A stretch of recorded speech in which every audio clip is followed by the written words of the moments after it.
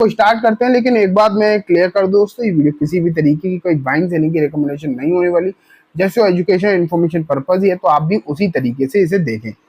तो अब मैं आपके सामने रख चुका हूं जियो फाइनेंशियल सर्विसेज का पेज, जो कि आप देख पा रहे हैं बीएसई पर ये फाइल हो चुका है 15 जुलाई 2024। आप यहाँ पर देख रहे हैं, ये अभी अभी थोड़ी देर पहले ही आपको ये नंबर आते हुए दिखाई दिए। अगर हम देखें 9 मतलब 7:07 के आसपास ये नंबर आए, अपडेट देख ही रहे हैं आप, ठीक है। तो चलो मैं आपको लेकर आया हूँ एक बार फिर से, और यहाँ से देखते हैं। बाकी की चीजें हम बाद में देखेंगे, या कोई डिविडेंड है या कोई प्रॉफिट एक्शन है, वो सब हम बाद में देखेंगे। लेकिन फिलहाल मैं आपको डायरेक्टली लेकर आया हूँ रिजल्ट के ऊपर। सबसे पहले आप देखें तो ये नंबर जो है सब करोड़ में है, तो कोई टेंशन नहीं, जो हम पढ़ेंगे करोड़ में ही पढ़ेंगे, और करोड़ में ही नंबर है। रेवेन्यू देखते हैं सबसे पहले। टोटल रेवेन्यू अगर हम देखें, revenue from the operation 417 crore के आसपास है, जो कि पिछले क्वार्टर में 418 करोड़ था। लगभग सेम, कोई खास परिवर्तन नहीं है, लगभग लगभग आप इसे समान मान के चल सकते हैं। And previous year same quarter से देखें तो थोड़ा सा बढ़ता हुआ दिखाई दिया, 414 करोड़ के सामने 417 करोड़ है, तो लगभग सेम ही है। चाहे तो आप पिछले क्वार्टर से देखो, या फिर आप last sem quarter last year से देखो, तो लगभग बराबर का आंकड़ा दिखाई दे रहा है। लेकिन अगर एक्सपेंसेस देखेंगे, टोटल एक्सपेंसेस तो 79 करोड़ के आसपास है, जो कि पिछले क्वार्टर में 103 करोड़ के आसपास थे। तो वहां से एक्सपेंसेस थोड़े से आपको घटते हुए दिखाई दिए हैं।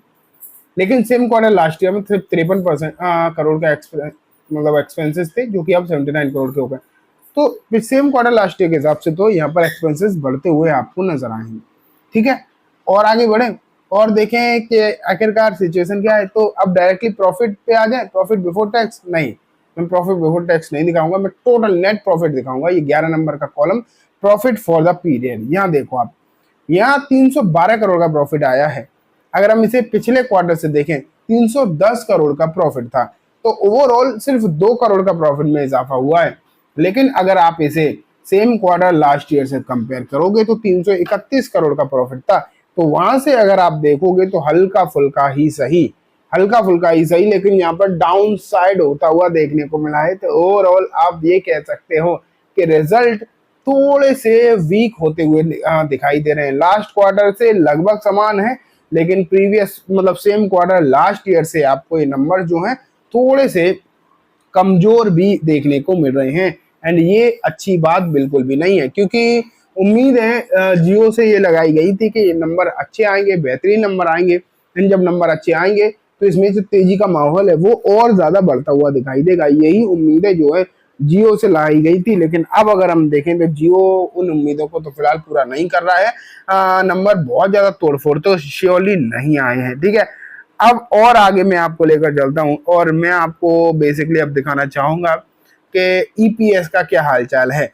तो बेसिक ईपीएस 0.49 मतलब 49 पैसा आपको दिखाई दे रहा है। पिछले क्वार्टर में भी सेम ईपीएस था, तो यहाँ भी अगर हम देखें तो कोई बदलाव नहीं है, तो ईपीएस आपको समान दिखाई दे रहा है। तो ओवरऑल नतीजे जो है मिले जुले हैं, अच्छे नहीं कहे जाएंगे। मैं ये नहीं कह रहा हूँ कि बहुत ज्यादा खराब है, पिछले बार से सब सत्यानाश हो गया, ऐसा कुछ नहीं है। जो पहले था वही अब है, आप ये बोलकर चल सकते हैं। लगभग लगभग समान नंबर्स निकल कर आए हैं। लेकिन एक बार देखते हैं कि कोई और डिविडेंड वगैरह का भी अनाउंसमेंट हुआ है क्या। तो यहाँ अगर हम देखें तो कंपनी ने कोई भी डिविडेंड यहाँ पर नहीं दिया, क्योंकि डिविडेंड वगैरह देना होता है तो इसी फ्रंट पेज पर ही लिख दिया जाता है। लेकिन यहाँ पर डिविडेंड को लेकर कुछ भी दिखाई नहीं दे रहा। तो ओवरऑल आप ये मान के चल सकते हैं कि कंप्लीट रिजल्ट जो है हम डिस्कस कर चुके हैं। एंड यहाँ पर फिलहाल तक कोई डिविडेंड तो नहीं है, ये तो बात पक्की है, लेकिन नंबर्स किस तरीके के हैं वो भी आप जो है देख चुके हैं। अब बात यह आ जाती है पूरी पूरी कि नंबर जो निकल कर आ रहे हैं, क्या ये नंबर मार्केट को अच्छे लगेंगे या खराब लगेंगे, ये एक इम्पोर्टेंट बात जो है निकल कर आ जाती है। मैं बेसिकली आपके सामने जियो का शेयर रखता हूँ एक बार फिर से। तो 1 सेकेंड, ये देखो जियो का शेयर जो है मैंने आपके सामने लगा दिया है।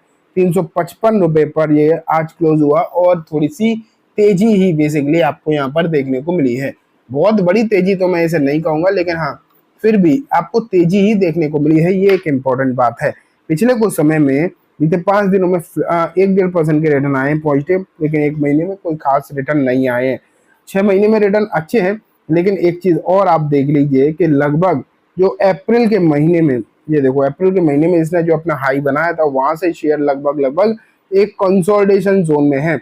तो एक बात अच्छी है एटलीस्ट कि नतीजे जो है बहुत ज्यादा तोड़फोड़ तो नहीं आए, ये बात सच है अपनी जगह पर, लेकिन पिछले 1-2 महीने में कोई तोड़फोड़ तेजी भी नहीं हुई है।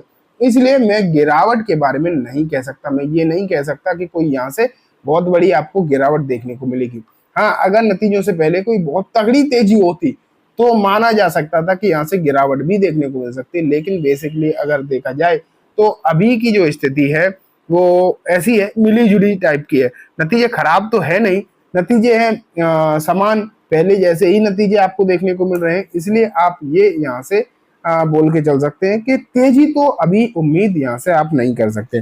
नतीजों के दम पर, जो रिजल्ट के दम पर तेजी हो सकती थी, वो तो अगर आप देखें तो यहाँ पर आपको जो है होती हुई दिखाई नहीं देगी। हाँ, कल जो है चांसेस जो हैं वो आपको वीकनेस के जरूर दिखाई दे सकते हैं, मुझे ऐसा लगता है। मैं बहुत बड़ी गिरावट नहीं कह रहा, सुनो, गिरावट एंड वीकनेस में फर्क होता है, ठीक है। तो मैं बहुत बड़ी गिरावट नहीं कह सकता फिलहाल, लेकिन इतना मैं जरूर कह सकता हूँ कि कल थोड़ी सी आपको जो है वीकनेस इस काउंटर में जरूर दिखाई दे सकती है। अब बात आ जाती है कि नई खरीदारी, तो मेरे हिसाब से अभी इसमें अवॉइड की लिस्ट में ही इसे डालो तो वही ज्यादा बेटर है।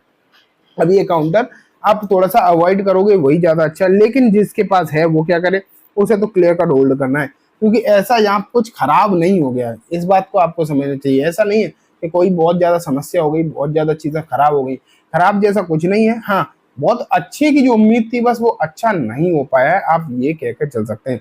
कंपनी ने कोई डिविडेंड वगैरह भी नहीं दिया है, अगर डिविडेंड वगैरह देती तो थोड़ा सा उम्मीद जो है डिविडेंड से बन जाती है, तो अभी वो भी सिचुएशन आपको देखने को यहाँ पर नहीं मिली है, ठीक है। तो ये दोस्तों कंप्लीटली बात हो गई जियो फाइनेंशियल सर्विसेज के बारे में। उम्मीद है आपको सब कुछ अच्छे से समझ भी आ गया होगा। अब मैं